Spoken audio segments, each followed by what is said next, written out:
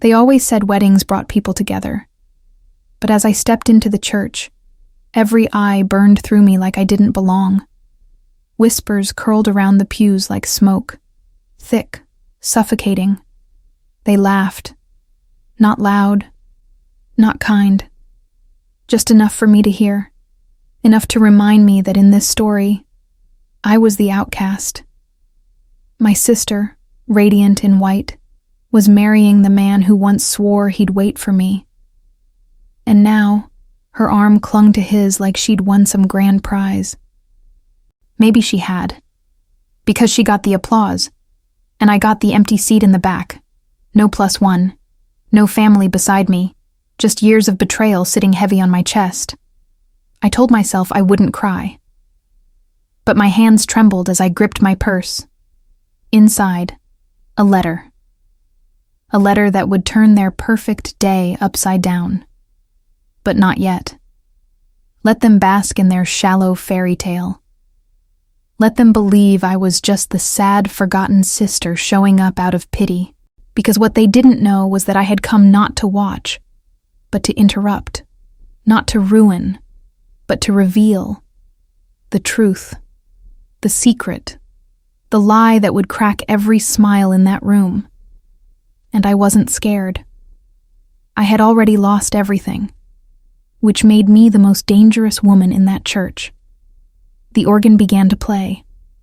I kept my gaze locked forward. I wasn't here for forgiveness. I wasn't here to be liked. I was here for something deeper. Justice? Maybe? Closure? Possibly. But mostly. I was here because I finally remembered who I was. And no matter how much they tried to erase me from this picture-perfect moment, I came to leave my mark. He told me I was his muse, that no one else ever made his world feel so full, that we'd travel, build something real, and never lie to each other, because our love was too honest to hide. He said all that the night we carved our initials into the old oak tree behind our mother's house. He kissed me like I was the only truth he believed in, and then he disappeared, not with a goodbye, not even a warning, just vanished. 2 months later, a diamond ring appeared on her hand, my sister's hand. She said it was sudden but beautiful, said I should let the past go, as if she hadn't stolen it. No one knew he was mine first. No one knew the pain of watching someone you once planned forever with. Pretend you never happened. But I stayed quiet. I swallowed it all. The betrayal, the humiliation, the sleepless nights. They mocked my silence, called it weakness. But silence is a strategy. And in that silence, I found something they didn't expect. Proof. Because when someone lies to cover their tracks, they forget the little things. Emails, voice messages, shared calendars. I kept everything. The letter inside my purse wasn't written by me. It was written by him. A confession. An apology. A message never meant to be seen. But he sent it the night before he proposed to her. I still think about you, he wrote. If I'm doing this, it's because your sister said she's pregnant, but I don't love her. She wasn't pregnant. She never was. But she knew how to play the game. And she played me. Played him. Played everyone. And now, they're minutes away from sealing that lie with a kiss. And I'm holding the one truth that could bring this whole illusion crashing down. If this story is touching your heart, don't forget to subscribe and leave a like. It helps more people find stories like this. I became the girl they pitied, the one they whispered about at family dinners, as if heartbreak was some contagious disease I brought on myself. My mother said I needed to stop being dramatic. My father told me, men change their minds. My sister, she played the innocent one so well, you'd think she was born wearing pearls and halo light. But I remember the day I caught her trying on my dress, the one I bought for my engagement dinner. She looked me in the eyes and said, "You never really knew him?" Then she smiled, a cruel, satisfied smile. And I realized then, she had never been my sister. Not really. But I let them believe I had moved on. I faked the smiles. I sent the obligatory texts. I even showed up at her bridal shower, surrounded by pastel cupcakes and shallow laughter, where they joked about me being the last one left on the shelf. They thought I was broken. And maybe I was. For a while. But what they didn't see was that every cruel comment, every smug smirk, every knife they pushed deeper, it sharpened me. They weren't pushing me down. They were hardening me. And now I was back, dressed in black, hair pinned tight, eyes steady. I didn't come to start a fight. I came to end a lie. No screaming, no chaos. Just the truth, delivered quietly. And in front of everyone. And if they still saw me as the weak one, they weren't paying attention. Because weakness doesn't walk into a room alone, carrying the truth like a loaded weapon. Weakness hides. I walked straight into their show, and I wasn't leaving until the curtain fell. They didn't even invite me to the rehearsal dinner. My mother said it would be too awkward. My sister claimed the guest list was tight. And yet somehow their college roommates, neighbors, and yoga instructors made the cut. I wasn't family anymore. I was a stain they were trying to scrub from the picture. But that didn't stop me. I knew the venue, knew the schedule, knew exactly when the vows would begin, and when the judge would step in. See, while they toasted champagne and laughed over the past, I was with someone else, the one person who mattered now, the judge. Not just any judge, his judge, the one who officiated hundreds of ceremonies, but also once handled a private family settlement involving my sister. I found the files, read the transcript, memorized it. And when I reached out to him, respectfully, truthfully, I handed over the letter from the groom and the proof of my sister's deception. He read it in silence, then looked up and said something I'll never forget. This wedding doesn't need an interruption. It needs a reckoning. That's when I knew I wasn't walking into that church just to confront the bride. I was walking in with the law on my side. I didn't need to scream. I didn't need to cause a scene. I just needed to wait. Until the moment he rose. And when he did, every head would turn. Not toward the bride, but toward me. The moment had arrived.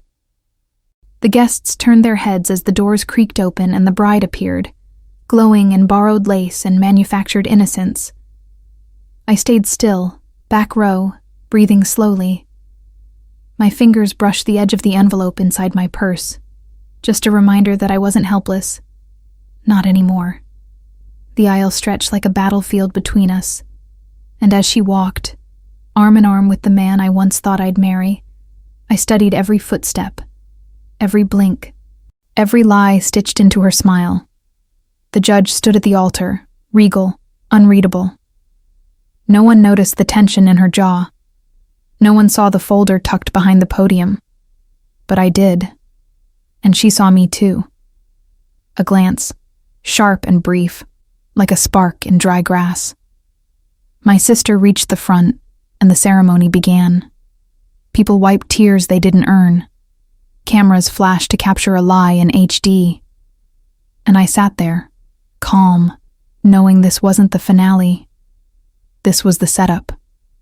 I heard my name, not spoken, but hinted. My sister gave her speech, the one she practiced in the mirror, the one where she mentioned learning from heartbreak, sacrifices made, and finding happiness after betrayal. It was a dig, a show, a final twist of the knife, thinking I'd just sit there and bleed quietly. But the bleeding stopped long ago. Now it was time for someone else to feel the cut, and that's when the judge lifted her hand. The room fell silent. Her voice, steady and commanding, echoed off stained glass. Before we proceed, I need to address something important. Every head turned, not toward the couple, but toward the back, toward me.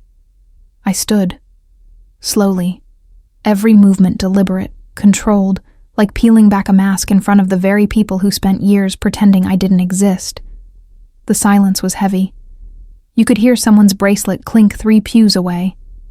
My mother's eyes went wide, then narrowed. My sister's smile cracked just slightly. And him, the groom, he blinked once, then twice, as if his past had just walked through the front door wearing heels and carrying consequences. The judge didn't wait for drama. She spoke clearly, firmly. Before I can bless this union, there is a matter of truth that must be addressed. She gestured toward me. You may come forward. Gasps slipped out. One woman dropped her program. I walked the aisle like a witness on her way to testify, because that's exactly what I was. Not bitter, not vindictive, just honest, and maybe for the first time, free. I handed the envelope to the judge. She opened it, read aloud, not every word, just enough to freeze the air inside that perfect, overpriced ceremony. I still love her. I don't love you. I feel trapped, she quoted from his letter. My sister's lips parted, but no sound came. The groom looked like he might collapse. The crowd, now stunned and motionless, waited for more. But there wasn't more to say. The damage had been done. By them. I had only held the mirror up. And as the judge folded the letter and placed it beside the vows, she looked out over the stunned audience and asked one simple question. Does anyone here believe this marriage should still proceed? No one answered. No one dared speak. You could feel the heat rising from the pews, not from anger, but shame. My sister's cheeks turned the color of betrayal. She glanced toward our mother, as if begging for rescue. But even she couldn't move. She'd seen the letter. She'd heard the words. And now the truth she once called inconvenient stood at the altar in heels, unraveling their perfect script one sentence at a time. The judge's question hung in the air like smoke. Should this marriage still proceed? A second passed, then another. Still, nothing. Not even from the groom. His jaw clenched, his hands limp by his sides. He didn't reach for her, didn't defend her, didn't even look her in the eyes. And that's when I realized he wasn't angry at me.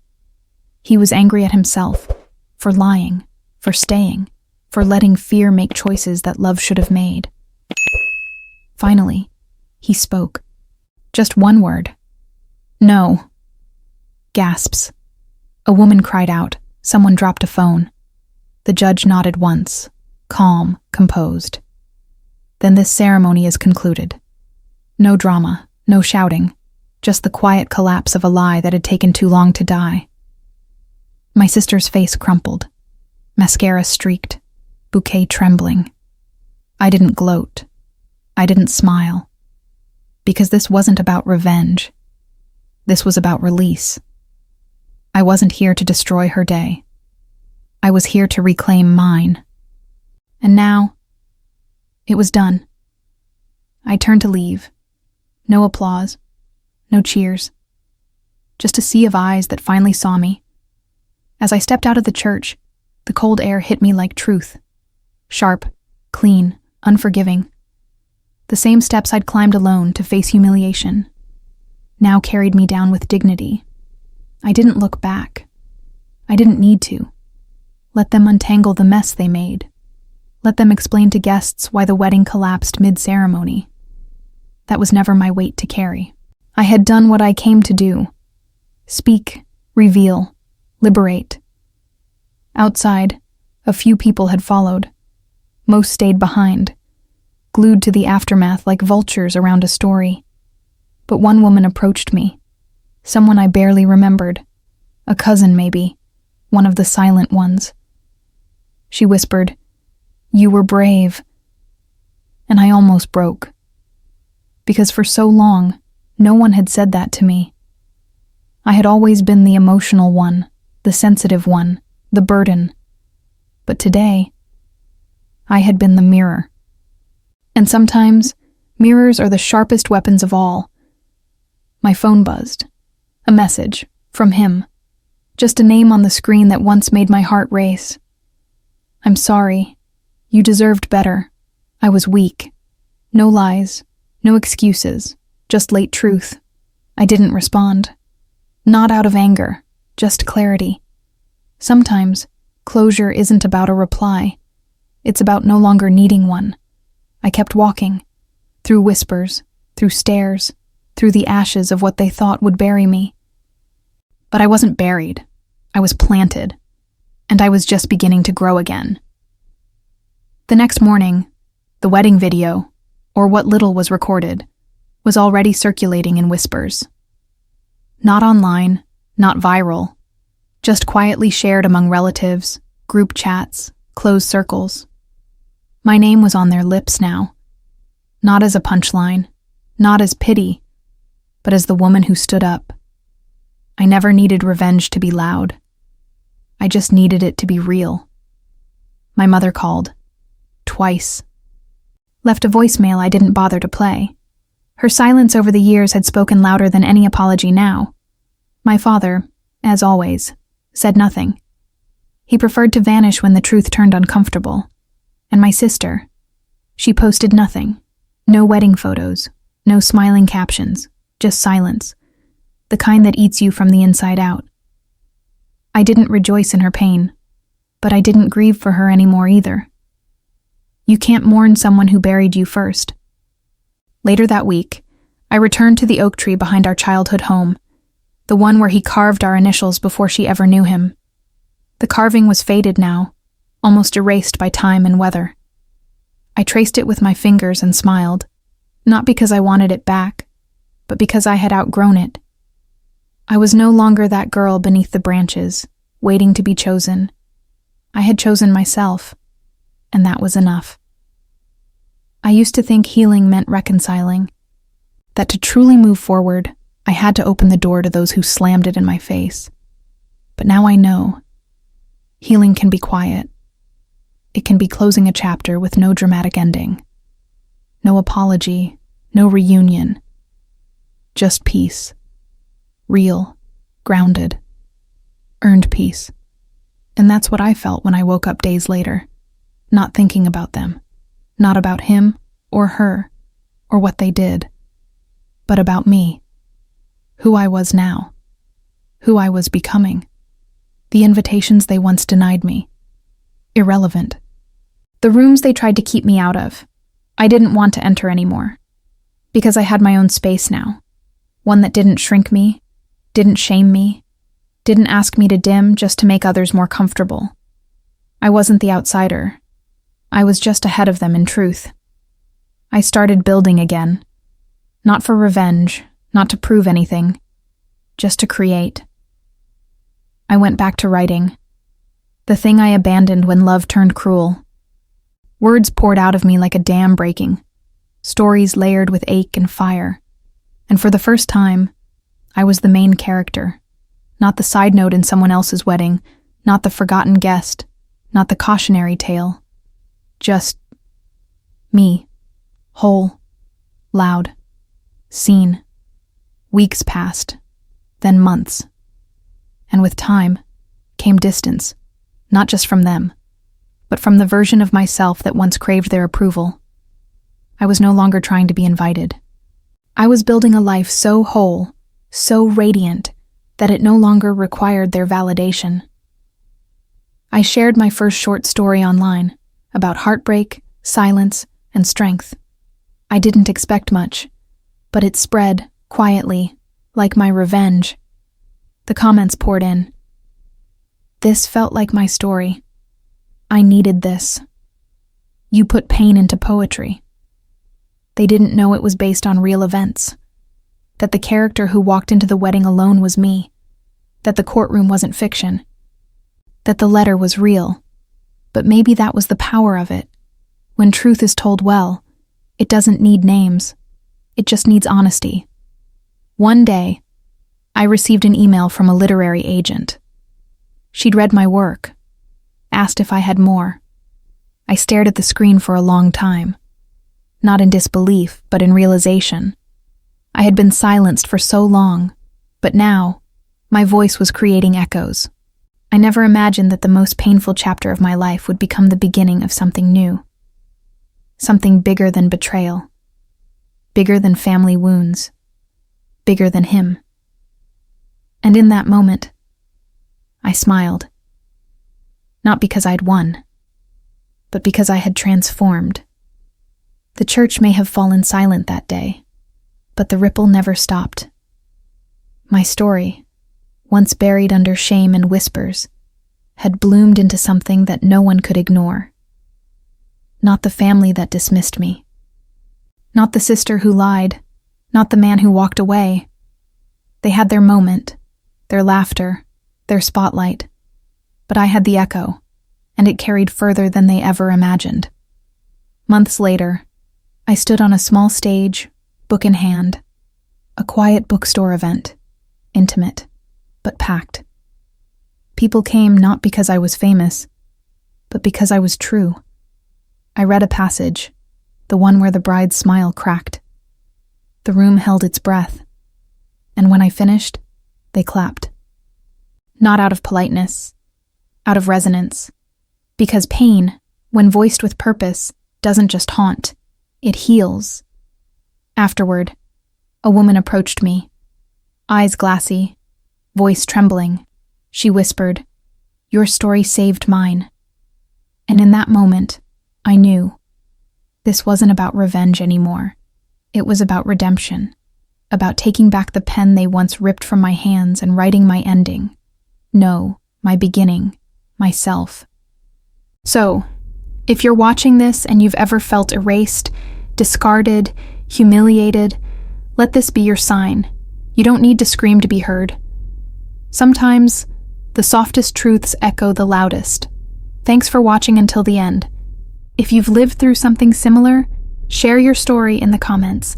And don't forget to subscribe so you never miss our next silent revenge. Because sometimes, silence is the loudest scream.